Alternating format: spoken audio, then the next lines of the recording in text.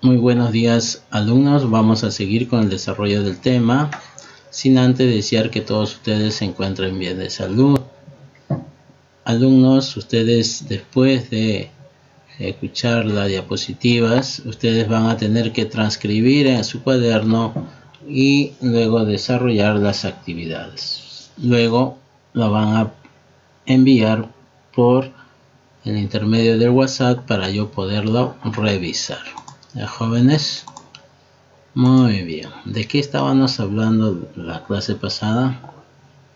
De la aristocracia, ¿no es cierto? Un grupo de personas que empezaron a gobernar nuestros territorios. ¿Pero cualquier persona lo podía hacer?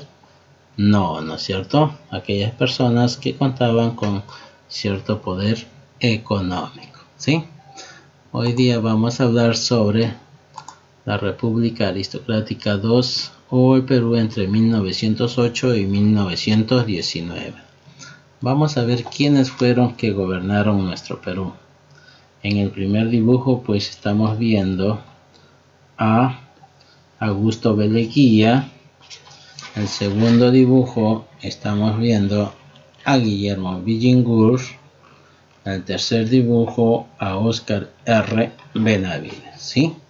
¿Cuáles fueron sus obras? ¿Qué hicieron ellos por nuestro Perú? ¿Ya, jóvenes? Muy bien. El primer gobierno, pues, ¿no?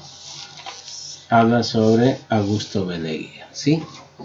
Vamos a dar inicio sobre el Perú entre el año 1908 y 1914.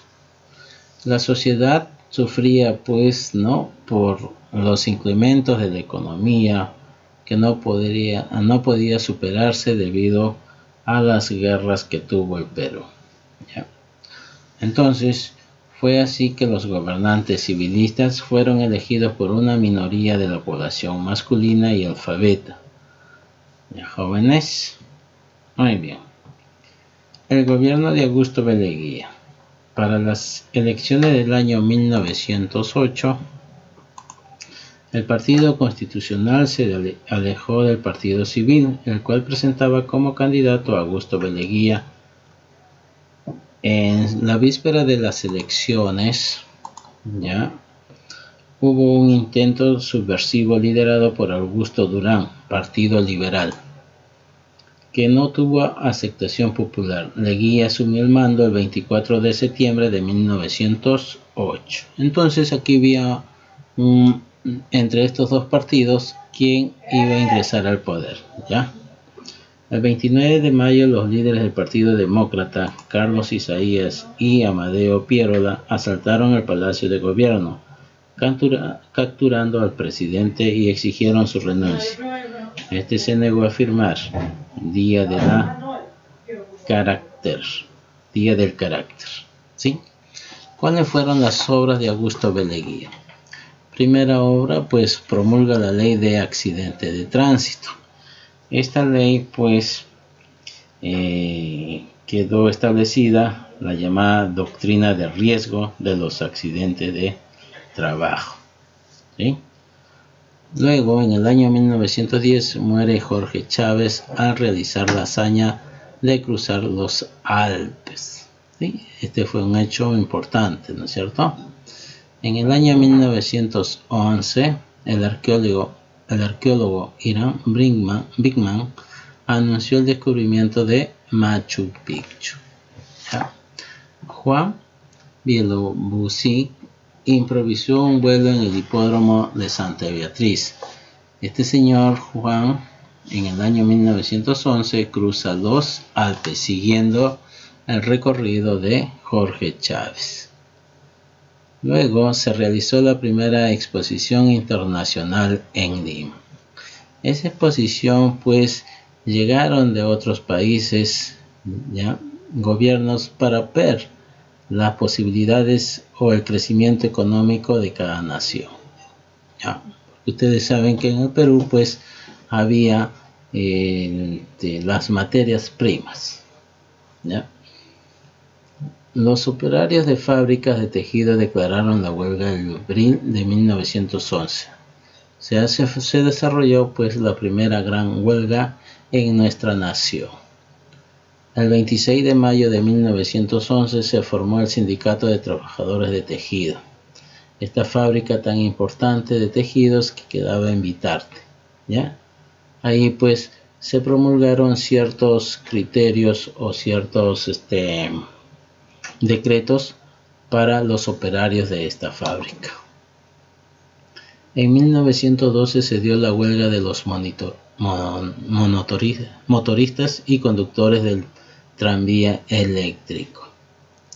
En abril de 1912 se produce la huelga en el valle de Chicama por la llegada de empleados alemanes, ¿sí? Entonces se sublevaron todos los trabajadores o los campesinos de nuestra nación porque iban a ser reemplazados por empleados alemanes. El estudiante limeño Pedro Schulin, con el apoyo de Dora Maffer, una alemana, funda la Asociación Pro Indígenas en el año 1909 para la defensa de los intereses sociales de las razas indígenas. Fueron las obras de este gobierno de Augusto B. Leguía.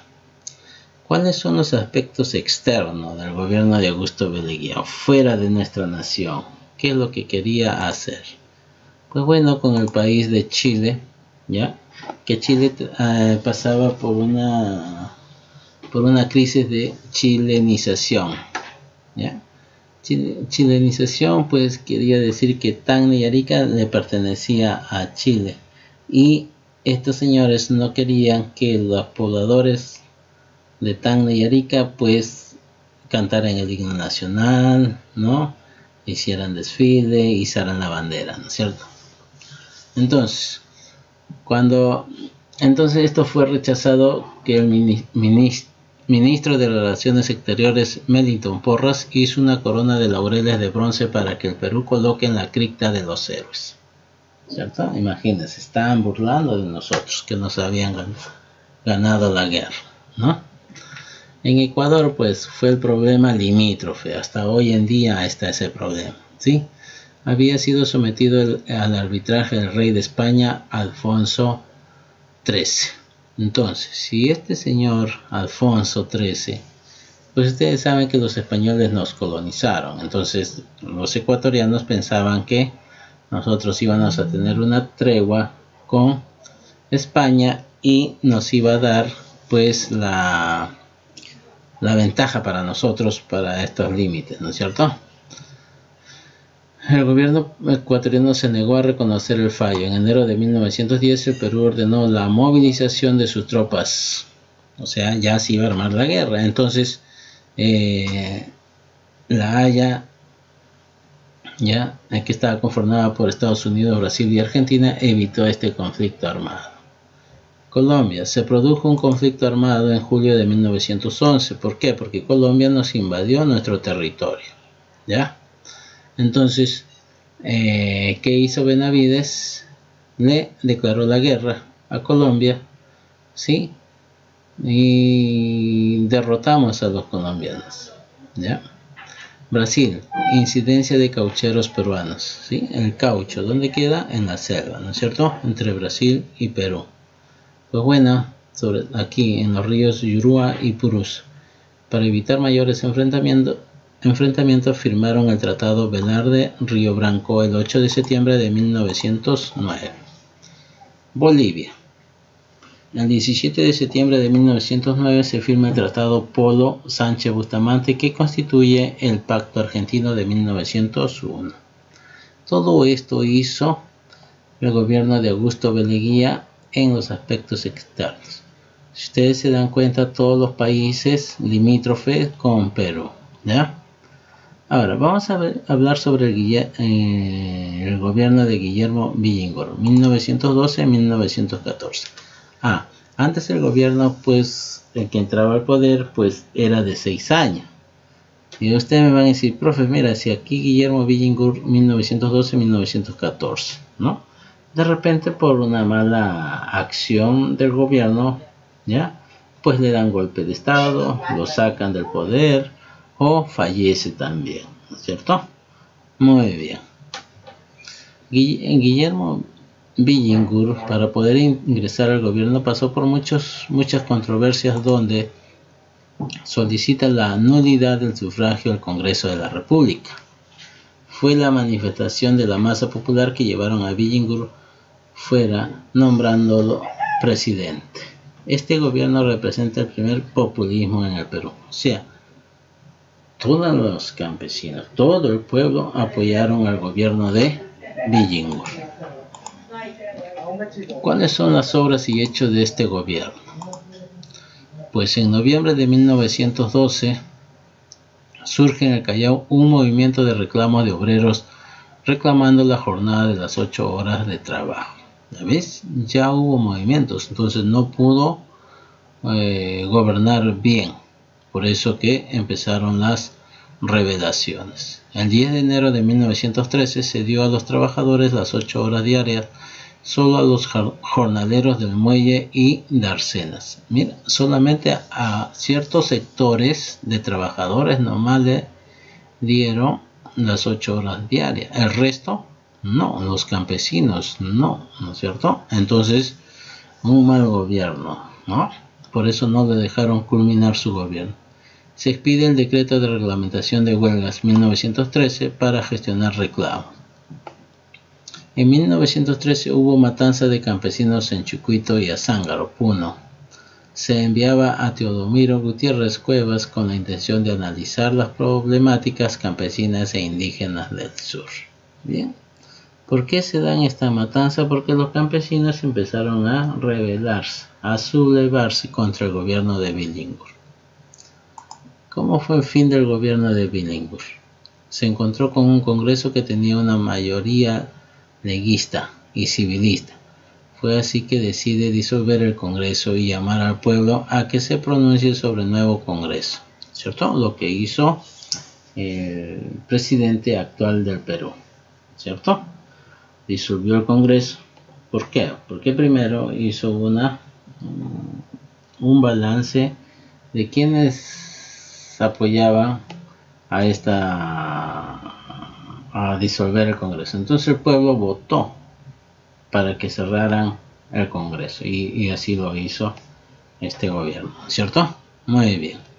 En la madrugada del 4 de enero de 1914 se efectúa el pronunciamiento de la guarnición de Lima al mando del coronel Óscar R. Benavides, con la que se inicia la sublevación en el cuartel Santa Catalina, con destino a Palacio de Gobierno, donde se produce el enfrentamiento. Billingur anuncia que estaba dispuesto a parlamentar, conversar, ¿no es cierto? Y se envió a Jorge del Prado, el cual acepta la renuncia, y posteriormente Billingur fue tomado prisionero y deportado a Iquique, donde fallece al poco tiempo. Derrotado Billingur, se formó una junta de gobierno presidida por el coronel Benavides, con la anuencia del Congreso, quien lo nombró presidente provisorio y lo ascendió a general. Al año siguiente Benavides llamó a elecciones. Bien, entonces le dieron un golpe de estado a este señor Billingur por las malas acciones que estaba cometiendo en su gobierno. ¿Jóvenes? Muy bien. El primer gobierno de Óscar R. Benavides, 1914-1915. Acá dura solamente un año en el gobierno. ¿Por qué? Vamos a ver. En respecto político, pues su gobierno fue provisional, ¿ya? ¿Por qué? Porque sacaron a ¿quién? A Guillermo Billingur del poder. ¿Quién lo sacó? Este señor, que tuvo como objetivo principal de convocar a elecciones presidenciales.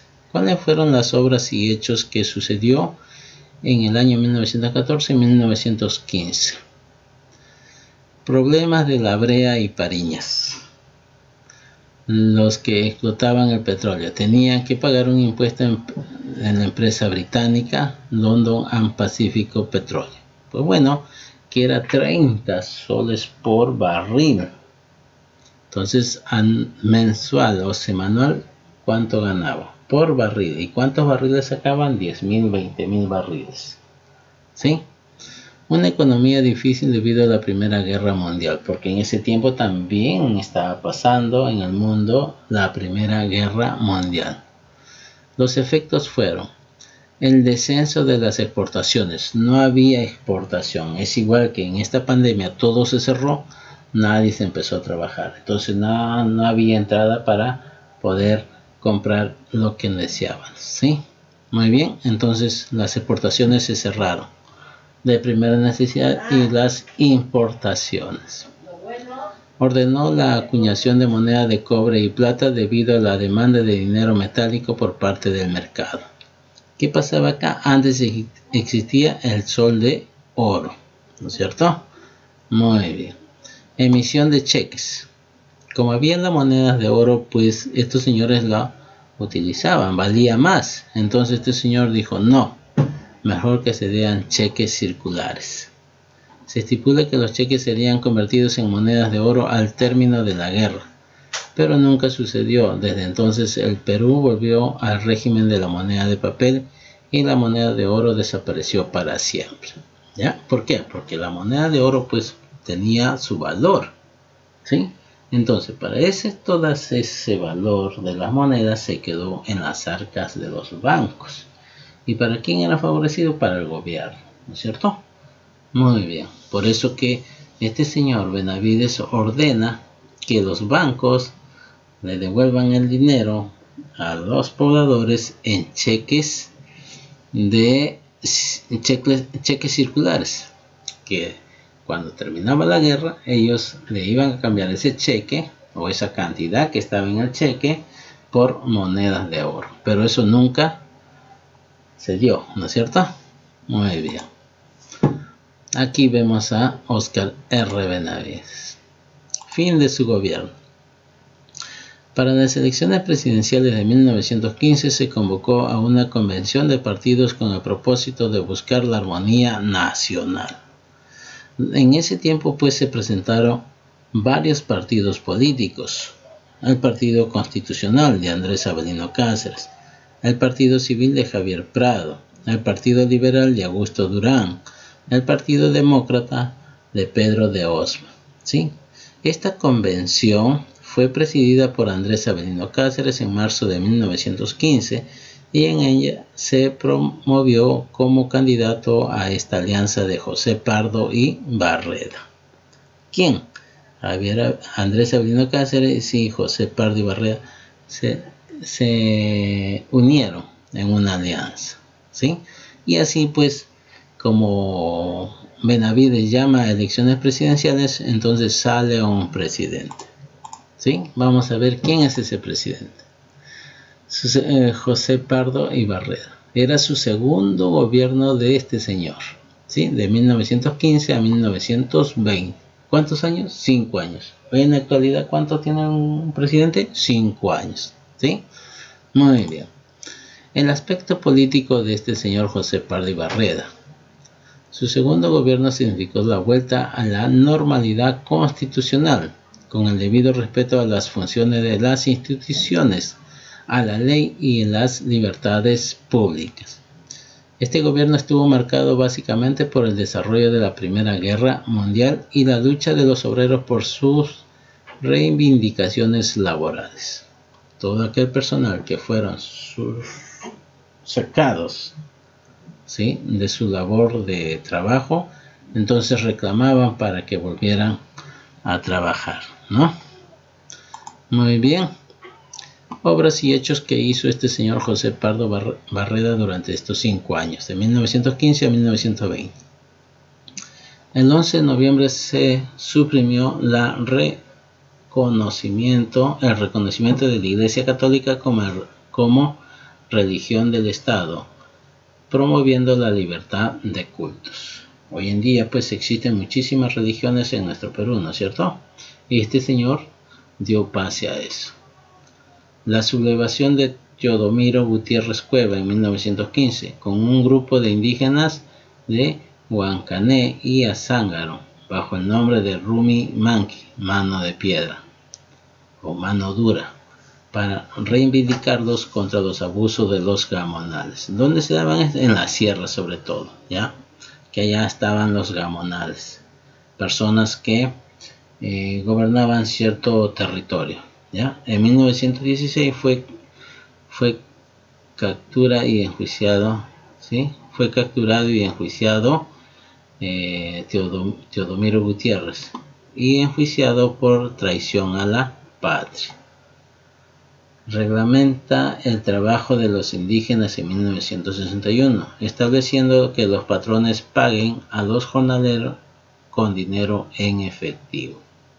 O sea, quiere decir que antes no le guardaban su plata de estos jornaleros, mejor dicho, le daban cierta parte y cierta parte se quedaban, diciendo que más adelante le iban a devolver su dinero, ¿no?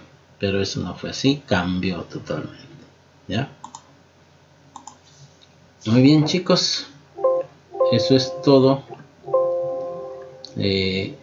Espero que todos tengan su libro para que puedan desarrollar las actividades y luego presentarme la de este tema, República Aristocrática de 1908 y 1909.